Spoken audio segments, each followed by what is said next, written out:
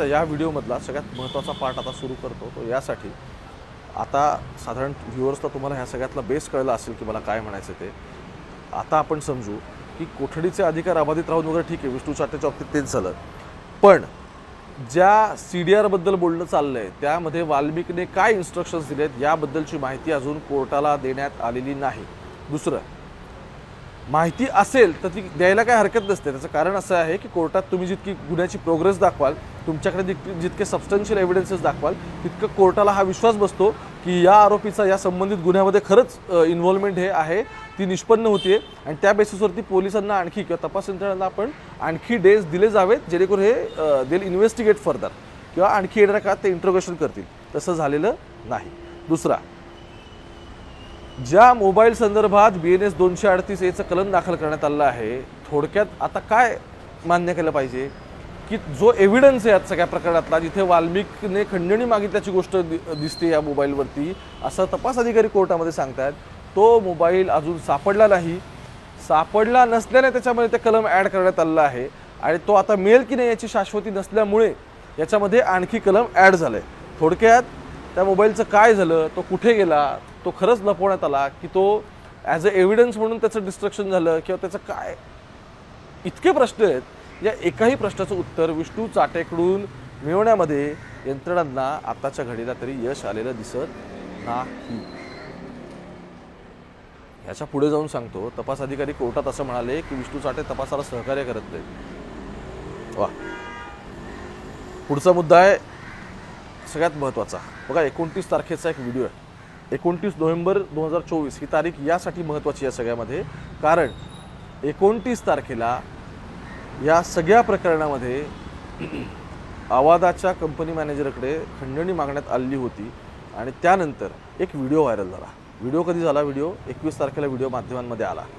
त्या व्हिडिओमध्ये स्पष्ट दिसतंय केसमधल्या एका कार्यालयामध्ये ही सगळी मंडळी जी या सगळ्यामध्ये गुन्हेगार आहेत, ही सगळी मंडळी एकाच व्हिडिओमध्ये तुम्हाला दिसतील. त्याच्या उलट यामध्ये कोण कोण आहे ऐका.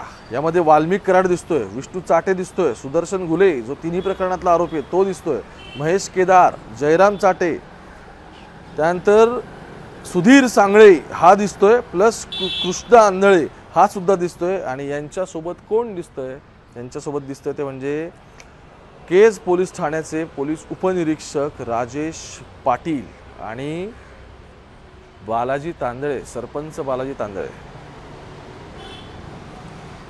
जर 29 तारखेचं इतकं महत्त्वाचं व्हिज्युअल आता बाहेर येत आहे, ही सगळी मंडळी त्या दिवशी सोबत होती ज्या दिवशीचा उल्लेख कोर्टात केला जातो की त्यावेळी खंडणी मागितली गेली आहे, तर ह्या व्हिडिओच्या आधारे कोर्टामध्ये वाल्मिकची कस्टडी एक्सटेंड करण्यासाठी किंवा हा व्हिडिओ या संपूर्ण खंडणीच्या प्रकरणात किती महत्त्वाचा एव्हिडन्स आहे याच्याबद्दल कोर्टाला अधिकाऱ्यांकडून माहिती का दिली जात नाही याबद्दल आता मला प्रश्न पडला.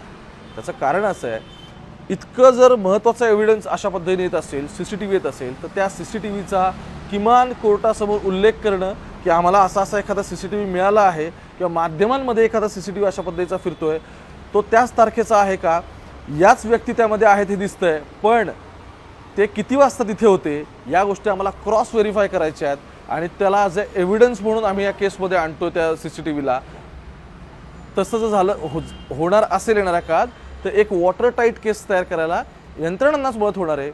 याबद्दलचा कोणताही उल्लेख आज कोर्टात झालेला नाही. पुढे सांगतो, आता ह्या व्हिडिओची स्क्रुटिनी करणं, या व्हिडिओला ॲज अ एव्हिडन्स एस्टॅब्लिश करून त्याला एक तपासाचा भाग बनवणं, या सगळ्या संदर्भात अधिकारी कोर्टात का बोलत नाही आहेत? या सगळ्या संदर्भात रिमांड कॉपीमध्ये कोणतेच उल्लेख अजून आलेले दिसत नाही आहेत.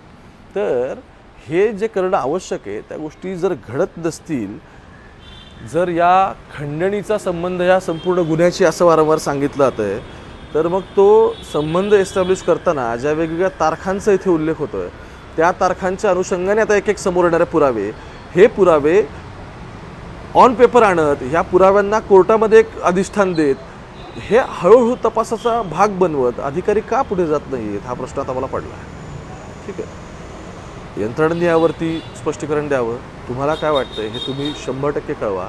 पण 2 महत्त्वाचे मुद्दे जे मी शेवटी सांगितले ते इतके महत्त्वाचे आहेत की विष्णू चाटेचं ज्या फोनवरून कॉन्व्हर्सेशन झालं तो फोन माहीत नाही, BNSचं 238 कलम लागला आहे.